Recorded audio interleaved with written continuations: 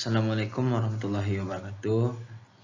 Perkenalkan, nama saya Ari Irawan, nomor BP 2011 03 2009, kelas 3 PIR atau tingkat 3 Teknik Perencanaan Irigasi dan Rawa, jurusan Teknik Sipil. Baiklah, kali ini saya akan mempresentasikan tugas dari bidang mata kuliah estimasi biaya. Baiklah, langsung saja saya mulainya, yaitu definitive estimate.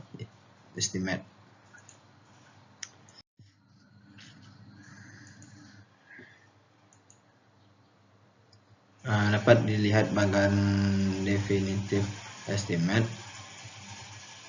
pada slide di atas.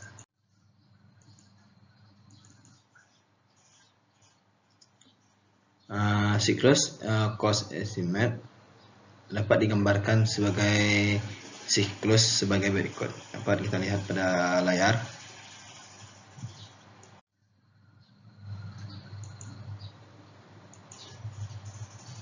Kemudian konstruksi ekonomi.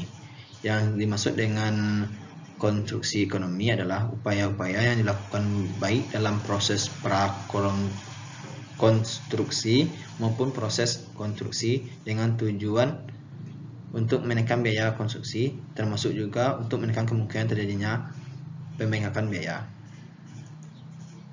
Ada dua versi tentang biaya konstruksi, yaitu pertama versi milik bangunan atau owner, yang kedua itu versi pelaksana bangunan atau kontraktor. Versi construction economy,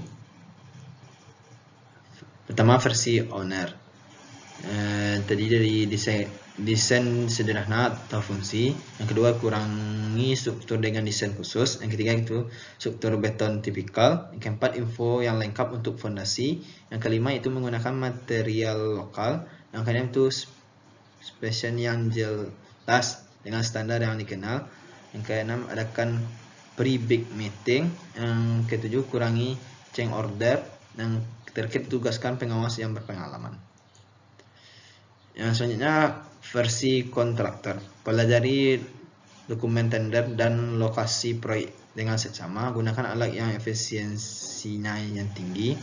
Tetapkan metode yang tepat. Tingkatkan produksi kerja. Gunakan alat komunikasi yang baik. Gunakan subkon yang ahli. Adakan rapat secara rutin.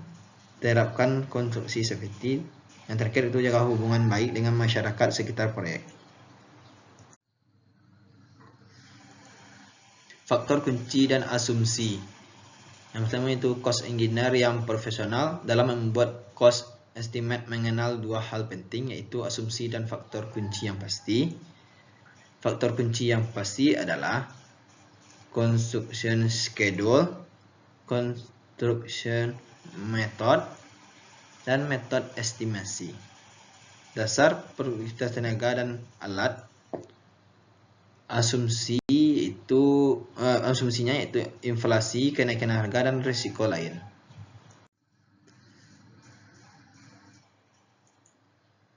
Faktor pasti dan asumsi dapat dilihat dari tabel pada slide,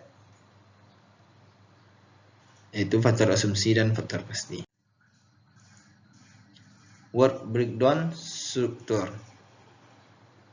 Yang pertama, tahap pertama sebelum menghitung biaya adalah menetapkan susunan rincian pekerjaan berdasarkan dokumen yang ada. Yang kedua itu susunan rincian pekerjaan dirumuskan melalui hierarki dari jenis proyek tersebut.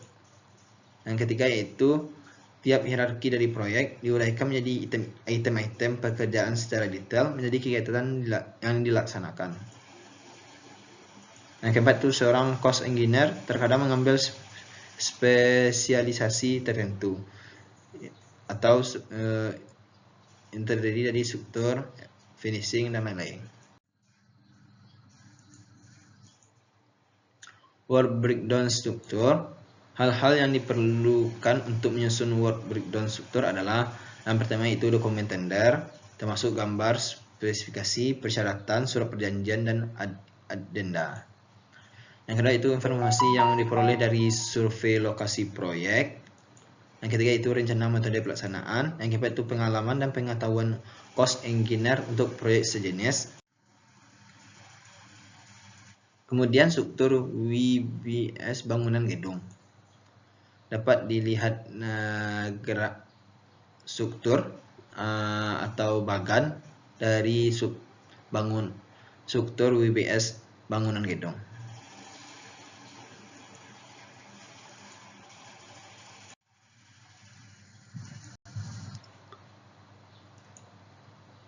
Kemudian WBS kode dapat dilihat pada bagan atau struktur yang di atas pertama kali yaitu proyek, dapat kita lihat pada slide.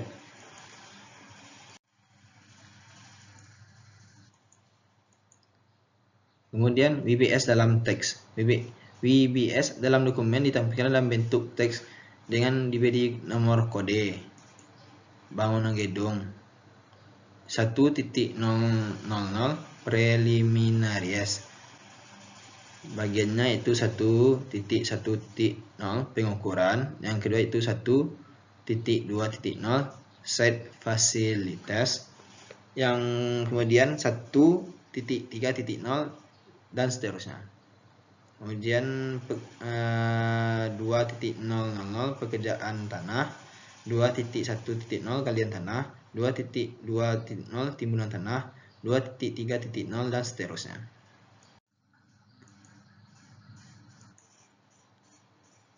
Yang kemudian yaitu preliminaries. Yang dimaksud prelim adalah berbagai pekerjaan persiapan yang diperlukan. Kemudian kegiatan-kegiatan ini umumnya dirumuskan melalui construction method. Biaya prelim masuk dalam kelompok direct cost. Untuk proyek besar, biaya prelim besarnya cukup signifikan.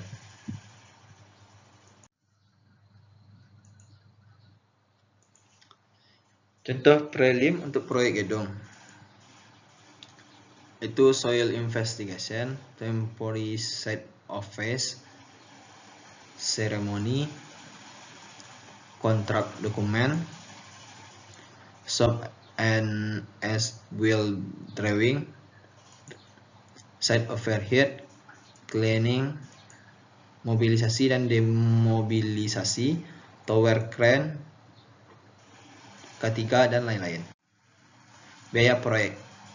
Biaya proyek terdiri dari dua bagian besar, yaitu yang pertama itu direct cost, itu biaya langsung, indirect cost, biaya tidak langsung. Yang kedua itu inti dari biaya proyek adalah direct cost yang jumlahnya dominan mencapai plus minus atau lebih kurang 85% dari total biaya proyek. Keakuratan direct cost sangat dipengaruhi oleh kemampuan cost engineer yang diwujudkan dengan kuantiti dan harga satuan terhadap setiap item pekerjaan. Kuantiti pekerjaan. Kuantiti pekerjaan sangat berpengaruh terhadap kecermatan estimasi biaya proyek. Oleh karena itu, untuk menjamin kecermatan kuantiti diperlukan pemahaman tentang yang pertama itu method of measurement, yang kedua itu konversi volume pekerjaan tanah. Method of measurement. Dalam kegiatan sehari-hari banyak kita jumpai cost engineer atau estimator bekerja tidak standar dalam sistem perhitungan. Kelemahan ini menyebabkan berbagai masalah, yaitu pertama hasil perhitungan tidak meyakinkan, yang kedua itu sulit melacak kalau terjadi kesalahan, yang ketiga itu sulit diteruskan oleh orang lain bila estimator yang bersangkutan berhalangan. Perlu mengembangkan method of measurement dengan memakai standar dari quantity surveyor. Standar method of measurement. Dalam metode perhitung quantity pekerjaan melalui urutan berbagai berikut. Yang pertama itu taking off, kita mengambil ukuran suatu elemen bangunan dari gambar tender dan dimasukkan ke dalam suatu formulir berupa keterangan rinci tentang elemen tersebut. Yang selanjutnya, squaring, kegiatan menghitung satuan pekerjaan dari ukuran yang telah diambil dalam proses taking off. Kemudian abstracting, yaitu mengumpulkan elemen dengan jumlah kuantiti tiap elemen yang sudah di squaring untuk direkap. Dan kemudian building, menyiapkan draft BQ tiap item pekerjaan. Contoh formulir, nama proyek, nomor gambar, lembar kerja dapat dilihat pada tabel pada slide. Kesepakatan lain, volume galian dihitung dengan galian tegak. Volume galian rumusnya itu alas kali A kali B kali L. Volume beton, pada pertemuan struktur beton, yang pertama itu kolom dihitung seluruh panjangnya, slab dikurangi bagian beton, balok dikurangi bagian kolom dan slab.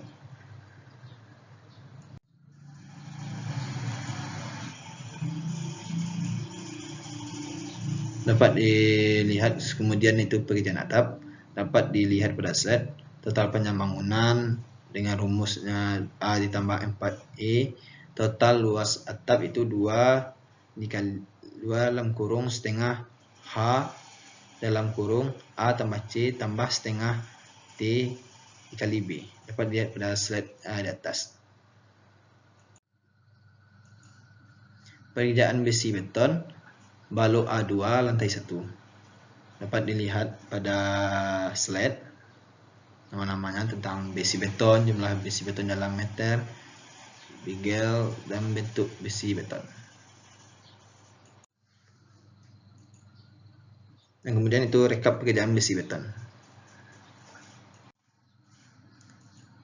Selanjutnya itu volume pekerjaan tanah. Pertama, unsur-unsur volume tanah. Ada 3 jenis volume tanah. Asli itu galian tanah, tanah lepas atau gembor itu angkutan, compact atau padat itu timbunan. Perubahan volume tanah dapat dilihat pada slide.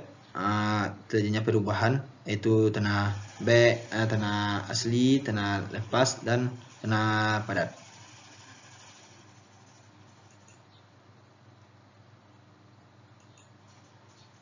Peristiwa pemadatan sama dengan berkurangnya volume udara.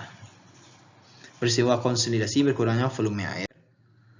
Faktor kembang atau susut. Faktor kembang atau swirl factor terhadap volume bank. Dengan rumus FK sama dengan 1 tambah L per B.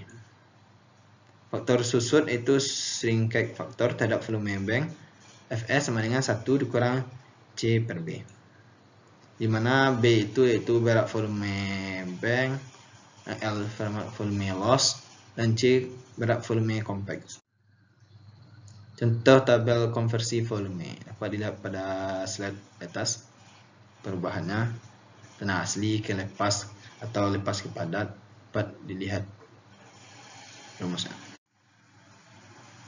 Unit price. Faktor penting yang menentukan biaya setelah kuantiti adalah unit price. Proses perhitungan biaya meliputi 2 aspek, yaitu pertama itu aspek teknis untuk kuantiti dan aspek bisnis untuk harga satuan atau unit price. Itu ada 2 hal yang penting yang diperlukan diperhitungkan dalam proses penetapan unit price, yaitu ketelitian dalam menghitung strategi penetapan unit price. Hal-hal yang mempengaruhi unit price. Unit price yaitu untuk proyek konstruksi sulit untuk distandarkan karena banyak faktor yang mempengaruhinya. Unit price proyek konstruksi dipengaruhi antara lain sebagai berikut. Yang pertama itu time schedule proyek, yang kedua itu konstruksi method, yang ketiga itu produktivitas sumber daya termasuk waste dan material, yang keempat itu harga satuan dasar sumber daya atau spesifikasi. Waktu versus unit price. Hubungan antara waktu dan pelaksanaan proyek dengan biaya dapat digambarkan sebagai berikut. Dapat kita lihat grafik pada slide tersebut. konstruksi metode atau unit press. Hubungan antara konstruksi metode dengan biaya dapat digambarkan sebagai berikut. Dapat kita lihat grafiknya di mana metode yang tidak layak menurun. Kemudian dapat di tengah itu metode efisien di tengah-tengah terhadap antara metode tidak layak dan over metode atau boros. Contoh alternatif CM jembatan.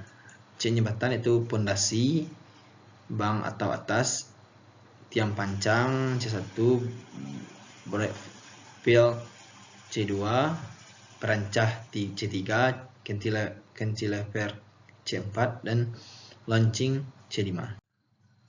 Contoh alternatif CM gedung bertingkat struktur beton. CM gedung mulai dari pondasi, basement, dan struktur atas.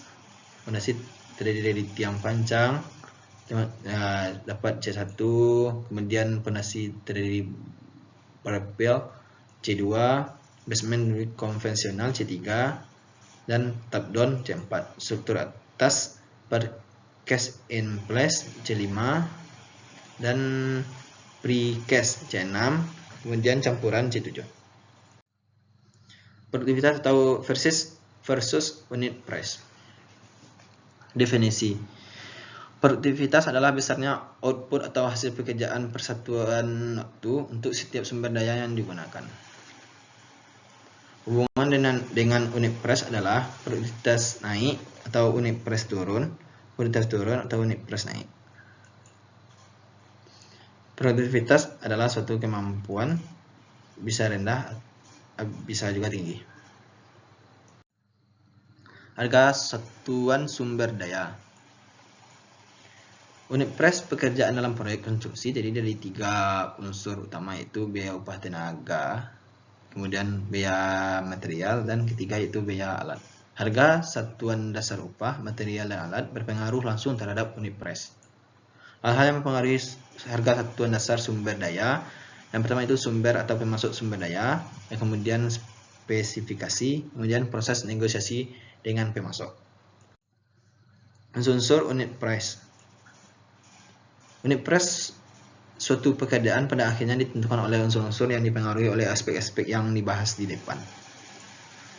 Unsur unit price yang utama ada 3, yaitu upah tenaga kerja, labor, bahan material, alat, dan equipment.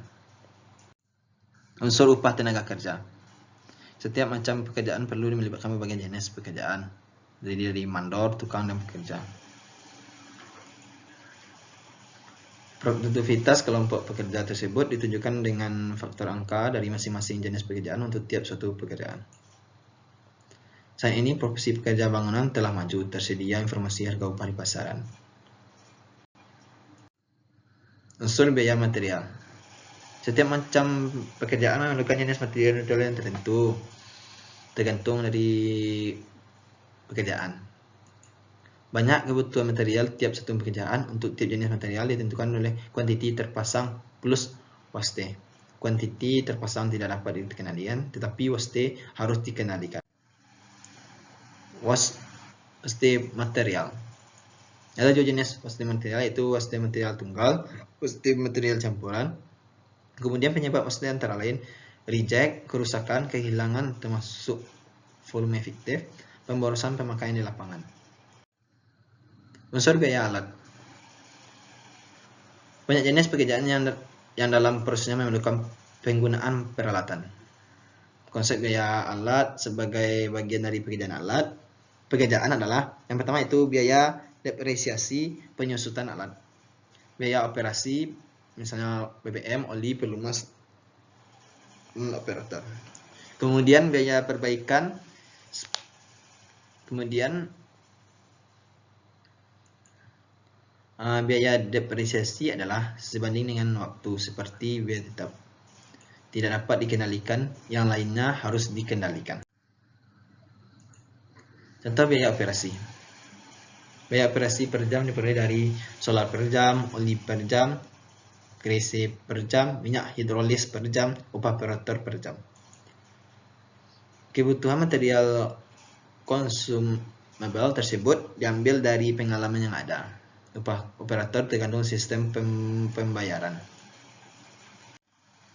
Contoh biaya perbaikan dapat dilihat tabel di slide keterangannya. Untuk alat yang bekerja berat, track, faktor yang digunakan itu 90%. Untuk alat yang bekerja ringan, faktor yang digunakan yaitu 60%, yaitu roda.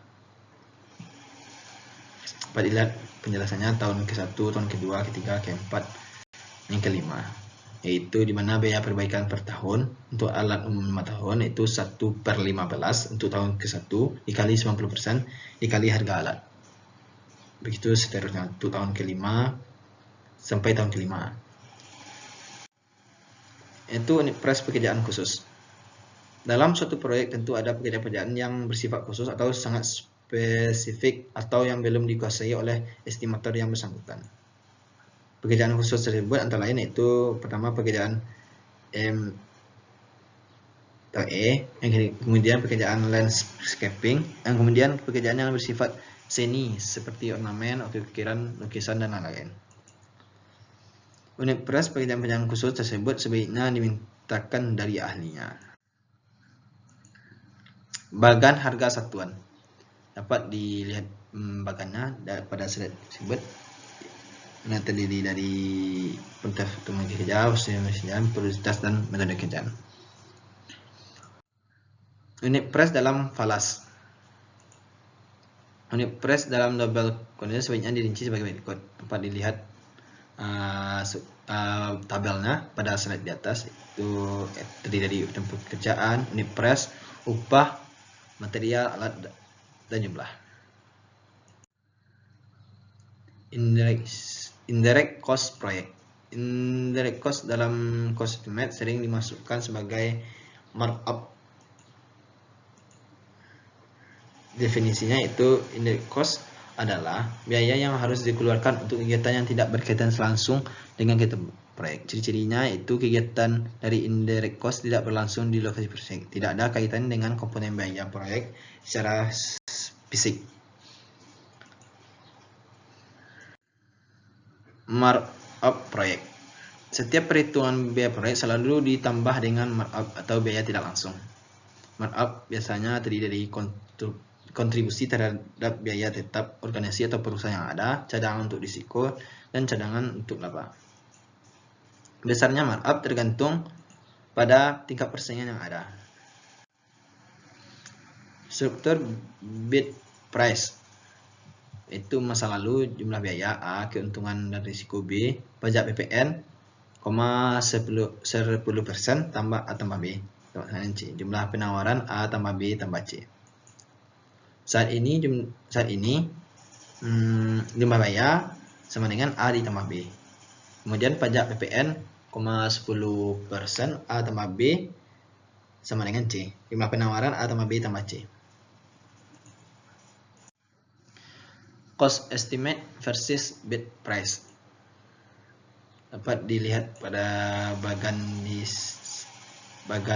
pada slide. Kemudian unsur utama markup dapat dilihat bagannya terdiri dari markup, yaitu markup terdiri dari biaya tetap perusahaan, kedua risiko yang tidak dapat diduga, ketiga itu keuntungan perusahaan.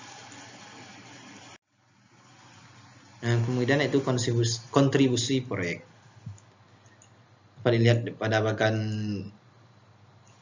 pada slide. Nilai kontrak terdiri dari nilai pajak PN, pendapatan proyek. Kemudian pendapatan proyek di bawahnya ada biaya proyek, kita mendapatkan keuntungan kotor dan biaya tetap perusahaan. Yang terakhir itu dapat keuntungan usaha. Dapat kita lihat bagannya gimana cara jalan bagian tersebut pada slide di atas.